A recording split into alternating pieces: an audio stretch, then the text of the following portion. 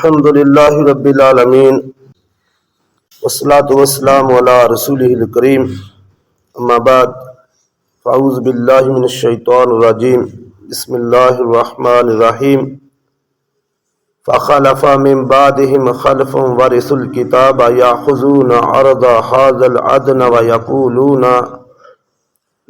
ویقولون سیغفر لنا وَإِنْ يَأْتِيهِمْ عَرَضٌ مِثْلُهُ يَأْخُذُوهُ أَلَمْ يُؤْخَذْ عَلَيْهِمْ مِيثَاقُ الْكِتَابِ أَلَّا يَقُولُوا عَلَى اللَّهِ إِلَّا الْحَقَّ وَدَرَسُوا مَا فِيهِ وَالدَّارُ الْآخِرَةُ خَيْرٌ لِلَّذِينَ يَتَّقُونَ أَفَلَا تَعْقِلُونَ صدق اللہ العظیم فجاء محمد سراج منیرا فصلوا علیہ کثیرا کثیرا۔ سورۃ الاعراف آیت نمبر 169۔ بنی اسرائیل کا اور ان کے جو جانشین تھے ان کا تذکرہ ارشاد باری تعالیٰ ہے فخلف من بعدهم خلف ورثوا الکتاب یاخذون عرض هذا الادنى ویقولون سیغفر لنا۔ پھر ان کے بعد ایسے لوگ ان کے جانشین ہوئے جو کتاب کے وارث بنے، یہ دنیا کا مال حرام لیتے ہیں اور کہتے ہیں ان قریب ہماری بخشش ہو جائے گی۔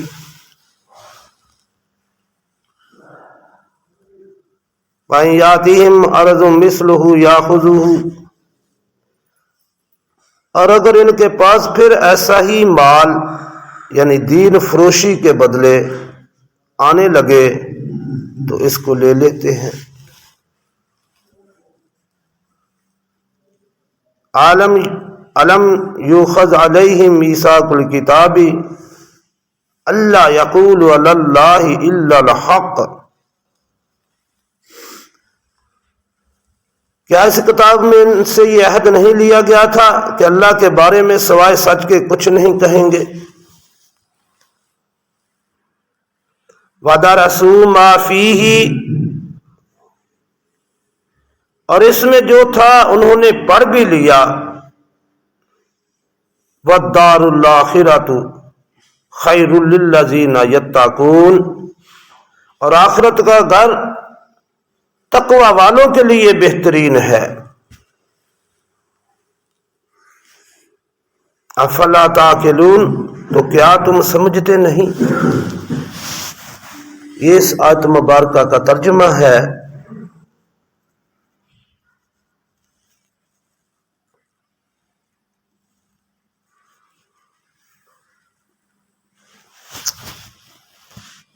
بنی اسرائیل کے ان لوگوں کا تذکرہ اللہ نے یہاں فرمایا ہے جو کتاب کے وارث بنے،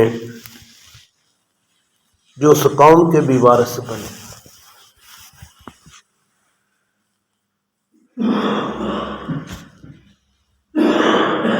پچھلے درسوں میں یہ بات گزر چکی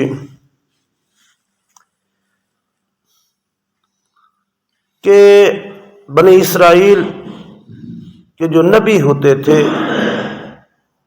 وہ اکثر ان کے بادشاہ بھی ہوتے تھے،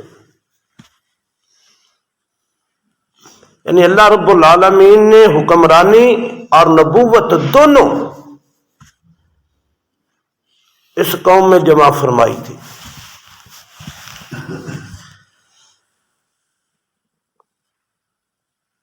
اور اگر حقیقی طور پر دیکھا جائے تو نبیوں کے جو وارث ہوتے ہیں وہ علماء کرام ہی ہوتے ہیں، کیونکہ وہ نبیوں کی جو میراث ہوتی ہے وہ علم ہوتا ہے، اور علم والے لوگ ہی علماء کہلاتے ہیں۔ تو اللہ نے یہاں بنی اسرائیل کے ان لوگوں کا تذکرہ کیا ہے جو بنی اسرائیل کے نبیوں کے وارث اور کتاب کے وارث بنے، یعنی ان کے علماء و مشائخ وغیرہ جو تھے،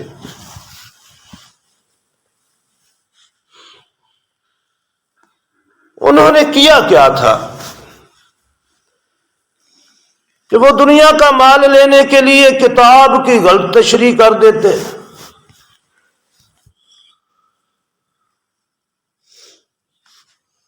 پیسے لے کر فتوے دے دیتے جو دین کے مطابق نہ ہوتے، جو تورات کے مطابق نہ ہوتے،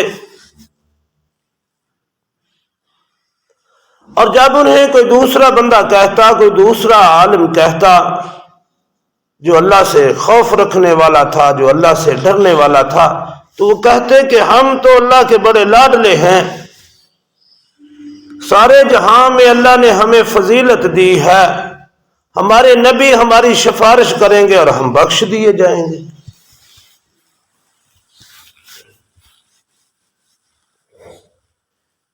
کتنے وہ دھڑلے سے یہ گناہ کر جاتے۔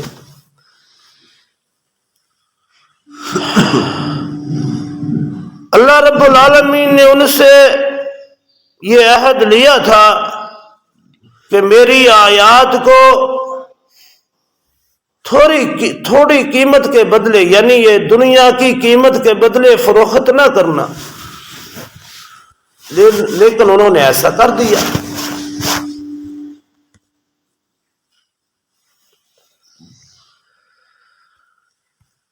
یہاں ہمارے لیے سمجھنے کی بھی بات ہے۔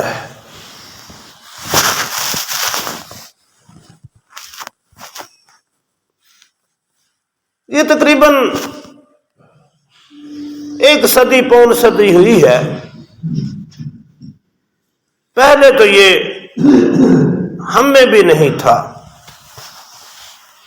زیادہ سے زیادہ میرے علم کے مطابق، ہو سکتا ہے اس میں کوئی کمی بیشی ہو، 1 صدی ہوئی ہے جب سے فتویٰ فروشی اور دین فروشی شروع ہوئی ہے۔ سب لوگ نہیں، کم لوگ۔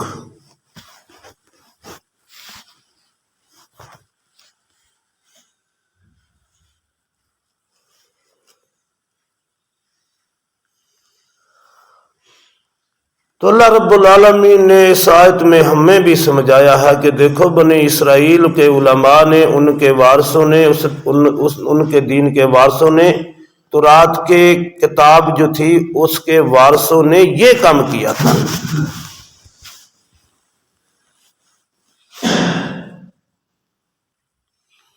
تم بھی اپنے گروبانوں میں جھانک کر دیکھ لینا، کہیں تمہارے اندر بھی تو یہ چیز شامل نہیں ہو رہی۔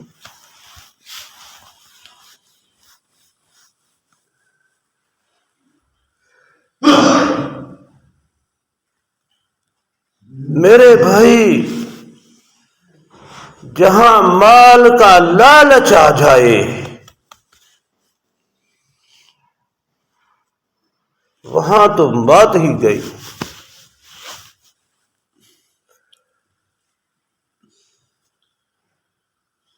بلکہ صوفیہ اکرام تو فرماتے ہیں اگر کوئی عبادت جنت کے حصول کے لیے کرے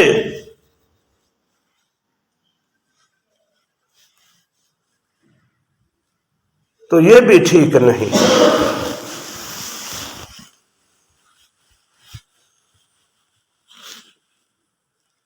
بلکہ جنت کا حصول تو اس لیے ہے کہ وہاں اللہ کا دیدار ہونا ہے۔ عبادت تو اللہ کے لیے ہونی چاہیے، اللہ کی رضا کے لیے ہونی چاہیے، جنت کی طلب اس لیے ہونی چاہیے کہ وہاں اللہ کا دیدار ہونا ہے، وہاں اللہ سے ملاقات ہونی ہے۔ اگلی آیات کے اندر آئے گا انشاءاللہ، یہ چیز کھول کر بیان کریں گے۔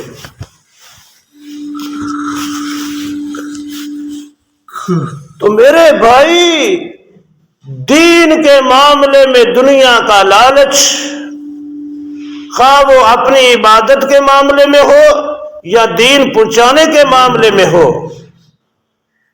ان صلاتی و نسکی و محیایا و مماتی للہ رب العالمین۔ نبی اکرم صلی اللہ علیہ وسلم یہ آیت مبارکہ نماز کے شروع میں اکثر دہراتے تھے نیت کرنے سے پہلے، میری نماز، میری قربانی، میرا جینا، میرا مرنا اللہ کے لیے ہے جو رب العالمین ہے۔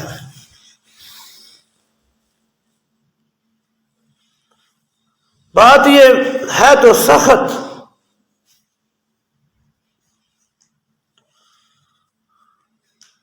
جو اپنی تقریروں کو، اپنی نعتوں کو اور دین کو بیچ رہے ہیں، غور کرنا چاہیے۔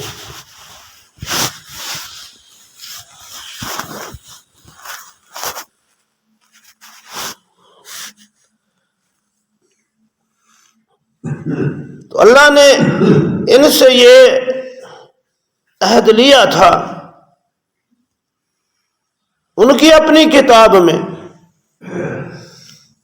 الم یؤخذ علیہم میثاق الکتاب اللہ یقولوا علی اللہ الا الحق، کہ حق کے علاوہ کچھ نہیں بیان کرے۔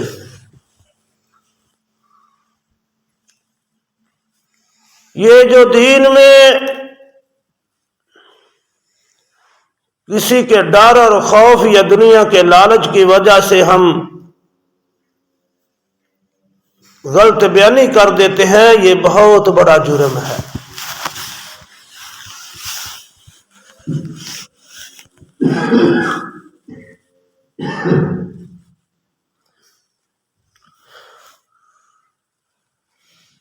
کوشش یہ کرنی چاہیے کہ دین کا کام اللہ کے لیے کیا جائے اور اس کے بدلے معاوضہ نہ لیا جائے، معاوضہ اللہ سے لیا جائے۔ جب اللہ کی رضا کے لیے ہے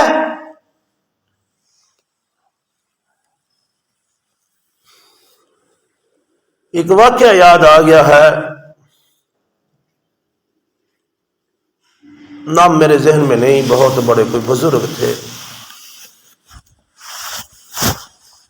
کہنے لگے کہ میں مدرسے میں پڑھتا تھا، بڑے دن ہو گئے، میرے بال بڑے بڑے لمبے اور بڑی حالت عجیب غریب تھی، کٹنگ شٹنگ کوئی، تو میرے پاس پیسے بھی نہیں تھے، تو میں ایک حجام کی دکان پر گیا اور اس سے کہا، آہستہ، وہ کسی کے بال کاٹ رہا تھا یا کسی کی، وہ اپنے کام میں مصروف تھا، میں نے اسے کان میں آہستہ سے کہا، یار میرے پاس پیسے نہیں ہیں، اللہ کے لیے میرے بال کاٹ دو۔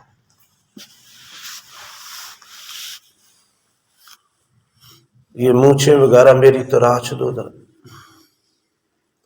وہ جس کے بال کاٹ رہا تھا اس نے اسے کہا، بھئی معذرت، مجھے پہلے اس کے کاٹ لینے دو۔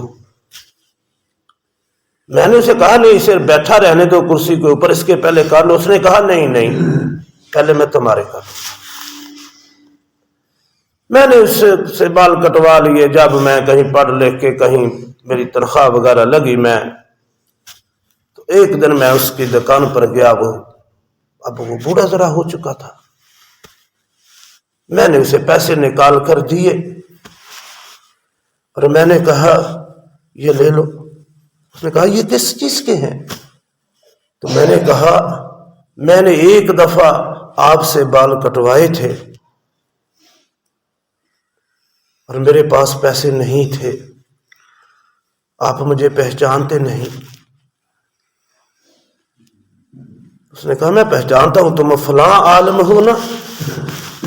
اس نے کہا، ہاں میں ہوں تو باہر۔ اس نے کہا، میں پہچانتا ہوں، یاد ہے تم نے اس وقت کیا کہا تھا کہ اللہ کے لیے میرے بال کاٹ دو؟ اب تم میرے پاس پیسے لے کر آ گئے ہیں، مجھے قیمت دینے لگے ہو۔ میں نے تو اللہ کے لیے کاٹے تھے، قیمت کے لیے نہیں۔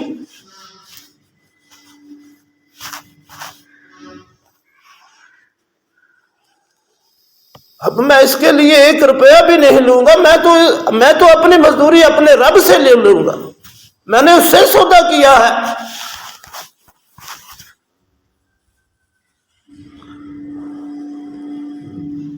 اپنے اللہ سے سودا کرو،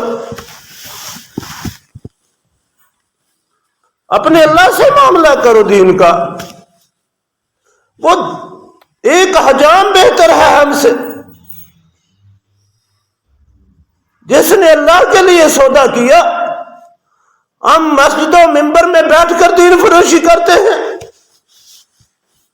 کہاں جاؤ گے؟ کوئی ٹھکانہ ہے؟ دین کا کام کرنا ہے جو اللہ کے لیے کرو، دنیا داری کے لیے نہیں۔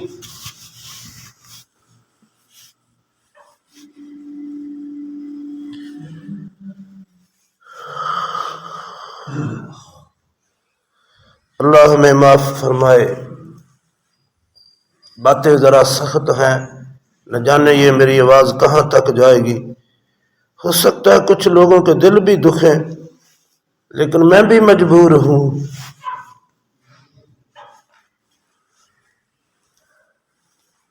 میری مجبوری میرا اللہ ہے، دوسرا نہیں۔ جب یہ آیات آتی ہیں تو میں اس کو نہ کھولوں، اس کی گرہ کو نہ کھولوں، اللہ کو جواب کیا دوں گا؟ تو اللہ نے فرمایا وَدَرَسُوا مَا فِيهِ، انہوں نے یہ سارا کچھ پڑھ لیا تھا، کتاب میں پڑھنے کے باوجود انہوں نے یہ سارا عمل کیا۔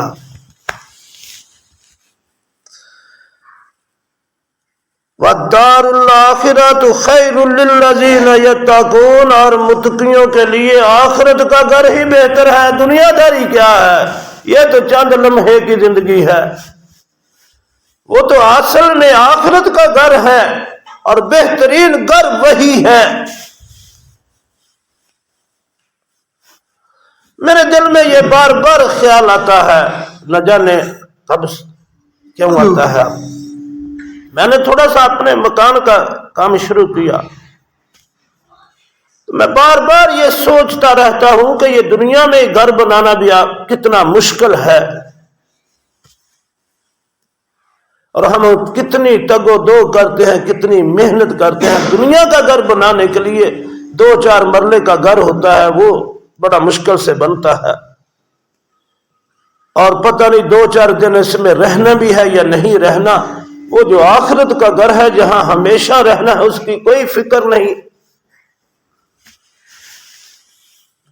اس کے لیے کوئی کاوش نہیں، کوئی کوشش نہیں، کوئی محنت نہیں، لیکن بہتر گھر تو وہی ہے۔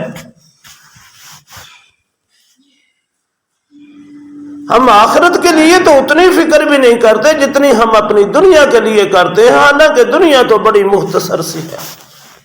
تو اللہ نے یہاں یہ بات سمجھائی ہے، وَالدَّارُ الْآخِرَةُ خَيْرٌ لِلَّذِينَ يَتَّقُونَ أَفَلَا تَعْقِلُونَ، کیا یہ لوگ سمجھتے نہیں؟